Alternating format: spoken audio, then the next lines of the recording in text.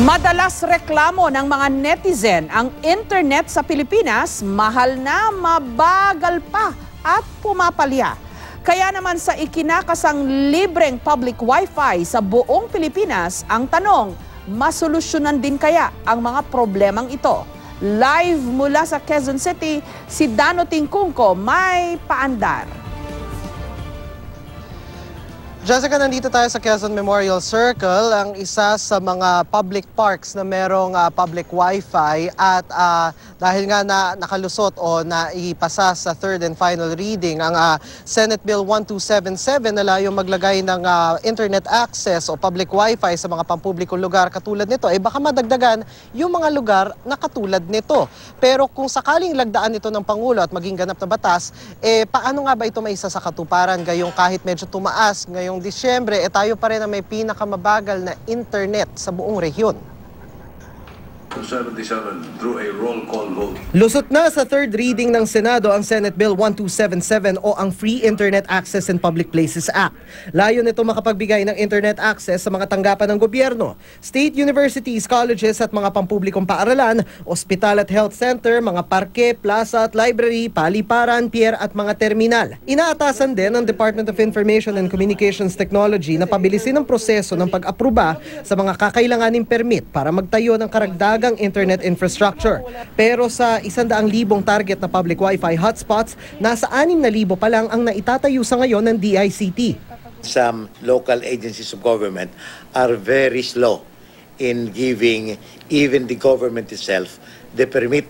Ito yung wifi ng government is meant to reach the countryside, and some of these bidders are the telcos and some service providers. So they may think that because ang naka-front are the private telcos installing all this, although we are the project owner, we are the one supervising and telling them well to roll out, baka akala nila private. Sa isang summit ng mga telco kasama ang DICT noong nakaraang linggo, isa sa mga ipinunto ang mabagal, mahal at hindi maasahang mobile internet at broadband service sa bansa dahil sa kakulangan ng mga cell site. Sa datos ng DICT, malayo ang bilang ng cell towers natin kumpara sa mga karatig bansa kung saan naitala ang mas mabilis na internet.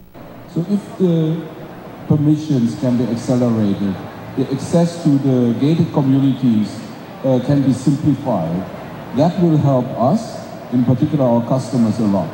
Every year, we always try to add at least 1,000 sites. And so clearly, if we can get permits 7 days, that's it.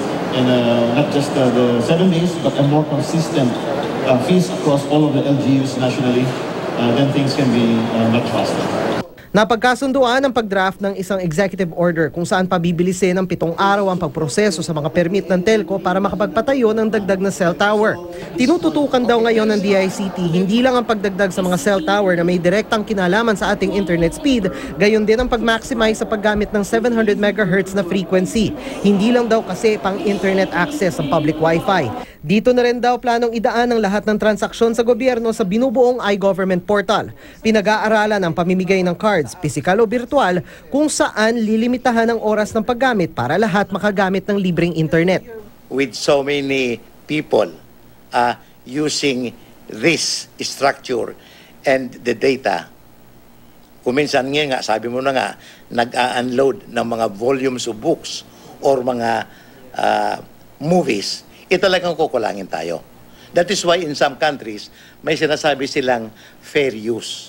You can use as much, wag lang abusuhin. At dahil gagamitin ng public wifi sa mga transaksyon sa gobyerno na nangangailangan ng sensitibong impormasyon, isasabay na rin dito ang pagpapalakas sa cybersecurity sa wifi networks na hawak ng gobyerno.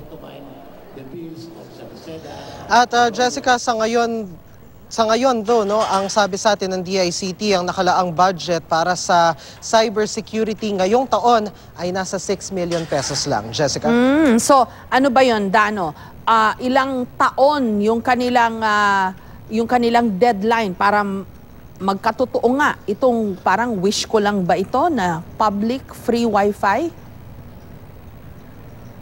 Parang yung sinasabi ng DICT, kasi 'di ba ito legislation na lumusot sa third reading, pero incidentally a year ago sinimulan na nila yung kanilang sarili na public Wi-Fi project. So lalabas kung maging batas daw ito, isusupplement lang nito yung kanilang existing programs. They had an earlier deadline ng 10 years, pero dahil gusto daw ni Secretary Rodolfo Salalima ng DICT na pabilisin o i-accelerate yung proseso, ang sabi niya, ginagarantiya daw niya na bago matapos ang termino ni Pangulong Duterte, matutupad yung target na 100,000 Wi-Fi hotspots. Ngayon, hindi pa nila masabi kung maisabatas ito, mas lalo pang mapapabilis. Pero malaki daw yung magiging tulong kasi yung pondo, imbis na hingin nila separately, automatically allotted na dahil ito, kung ito ay magiging batas. Jessica. Maraming salamat sa iyo, Dano Tingkungko.